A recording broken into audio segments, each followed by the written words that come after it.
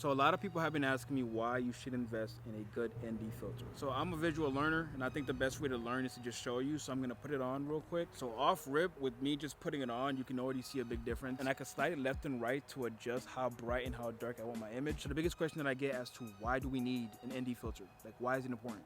Why can't I just change my exposure settings, my shutter speed, or my aperture? All those things, if you change them, can darken or brighten your image. And the answer is, you could. However, that's not what the ND filter is for. The purpose of the ND filter is so that when you're shooting in specific settings that you need and you don't want to change them. So let's just say, for example, you're shooting in 24 frames per second. As you know, when you're shooting at 24 frames per second, your shutter speed needs to be double that.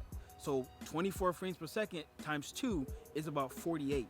So your shutter speed should be 1/48. But most cameras don't have 1/48, so we just go to the closest number, which is 1/50. So off rip, if you want that cinematic look, you cannot change your shutter speed. It has to be at 1/50. Okay, well, the next one that you can change is your exposure. Let's just say you have your exposure at the lowest that it can go, 100. But on a really bright day, things could be really bright, especially if you're still shooting like when peak sun time. You will still have an overexposed image if it's too bright outside. Okay, so you bring your exposure all the way down, but it's not doing anything. Well, the next thing that could help you out is if I boost my exposure down, well, then I can just increase my aperture. But here's the thing, let's just say you're shooting in peak daytime and you want to have a low aperture, like 1.8 or 1.4, because you want that shallow depth of field. Like you want things to be extremely blurry. Well, you can't do that. That's where this comes in. If I'm shooting in really bright sunlight, I can just adjust this to bring it down to how I would like it to be. Now, let's just say you're a creator like me who shoots in S-Log. Well, as you know, when you switch over to S-Log,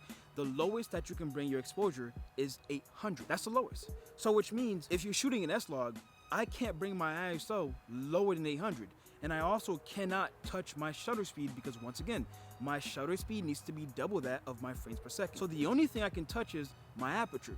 But let's just say I'm a creator and I want to be creative and I want to get this really focused shot where the background of my item is very blurry, but it's too bright. Because as you know, the lower you bring down your aperture, the more your iris of your camera opens up, which allows more light to come in. So the only way to darken that image would be to increase my aperture. But in the process of increasing my aperture, I will lose that depth of field and my background won't be as blurry. So that is why creators like me, we just rather get ND filters, which allows me to be as creative as I want, no matter the time of the day.